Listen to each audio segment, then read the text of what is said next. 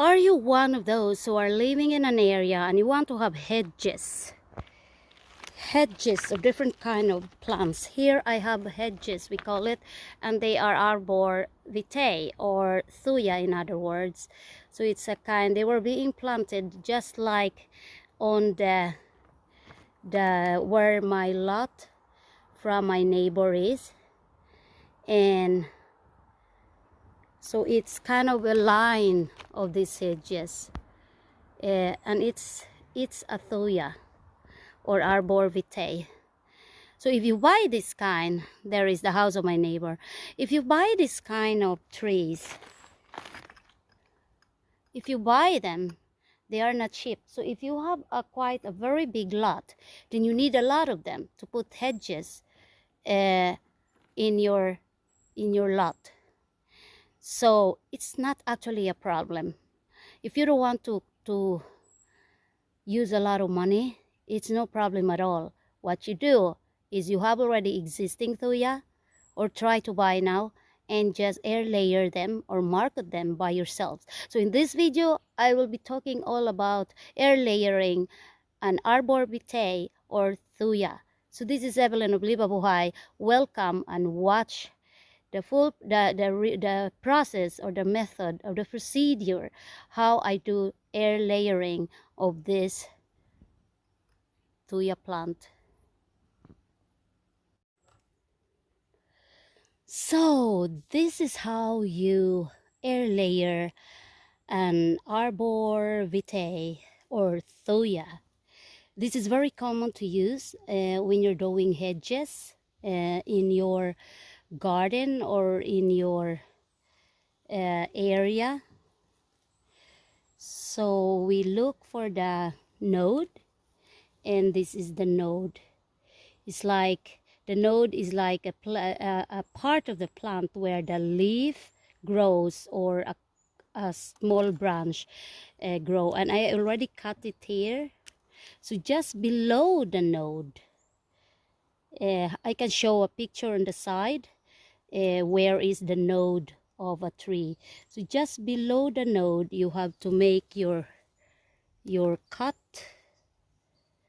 and the thing why it is important that you do your first cut just below the node, it's because that is where the roots will grow actually. So you make a slice there to take out the bark. If you want to see a lot more video about air layering, I have a lot of air layering video, and I can put a link down, so you can just click on them on the description. Under the description I will put a link about a very, I think I have a video where I do air layering in a very close. So now I have taken the bark, so the next thing you will do is take out the cambium layer.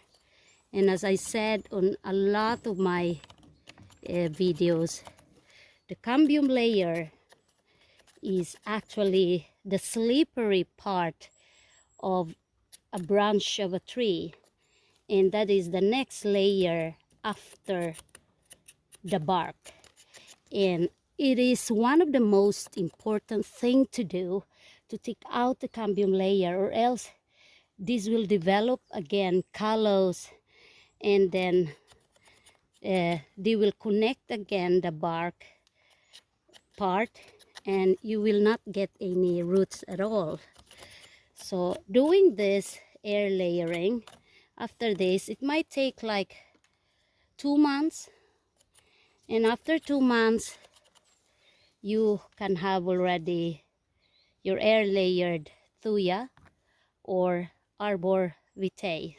It's different kinds of Arborvitae. This is a Smaragd Arborvitae. I don't know how to call it in some other names, because some Thuja, they can take a quite long time. It's different kinds, and the others can take like 3-4 months before they get roots. But this kind of Thuja, I will show you the leaves. It's like this. This kind will just develop roots for just 2 months. 2 months, I mean, it's already a lot of roots. So now I have it there, and then now I will put a growth hormone. I use growth hormone here in Sweden, and it's because we have a limited time where I want the air layer to develop roots as early as possible, because we don't actually have here like a very long time of warm days.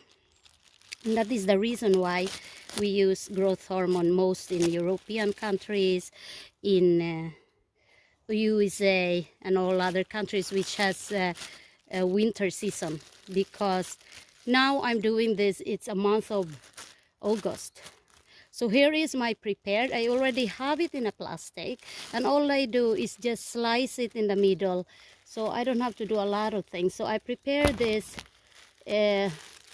thing yesterday, so it's there. And be sure that the area where you have your sliced or your prepared, taking out all those cambium layer is covered, because that is where the roots has to be developed. Make it tight so it has a very good contact with the area that you slice, you know. And then I prepared here already. Be sure that when you do air layering, everything is prepared, so you just, you know, have it then available. This is just an ordinary plastic where I cut into strips. If you are a person who doesn't want to do all these things, everything can be bought. The moss you can buy. You can actually buy a lot of air layering materials in the internet. It's a lot of places you can buy them, like for example in Amazon. But to me, I don't want to be spending a lot of money, so I do it myself, and it works very well. And as far as air layering is concerned, you have seen a lot of my air layered.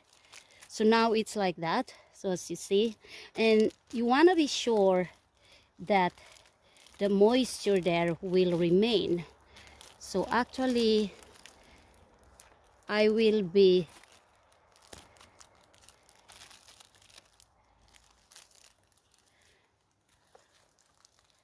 and after 2 months, be sure that you check them, because if you see that it's already a lot of roots in your air layered plant, you have to collect them, you have to harvest them, or else this part, this area where you have the air layered part, they will dry up, and you don't want it to dry up, because if they will dry up, this one will turn yellow. All these leaves will turn yellow, and they can't even die. If it's already a lot of roots there, and it's already dried, and it takes too long that it's there, the roots will all dried up, and there is no use of it anymore. So it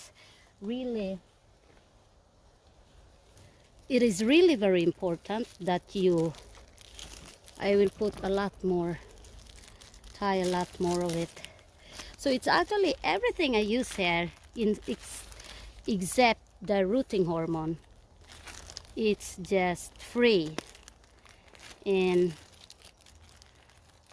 they are just available in your kitchen, you know. So it's nothing complicated or costly. So if you hold it, it's firmly tied, because you want that it will really hold on. And from now, after 2 months, it will be developing root. I will be covering this with a tin foil. Some people, they don't actually use tin foil and it still works.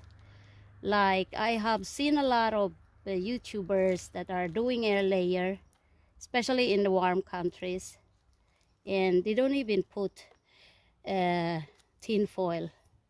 But me, I can put tin foil in this, so it can have, because we have colder nights now it can help this too. So that's how easy it is to air layer. I will continue to be air layering a lot because I am doing kind of a lot of hedges in my lot. So that's how it works.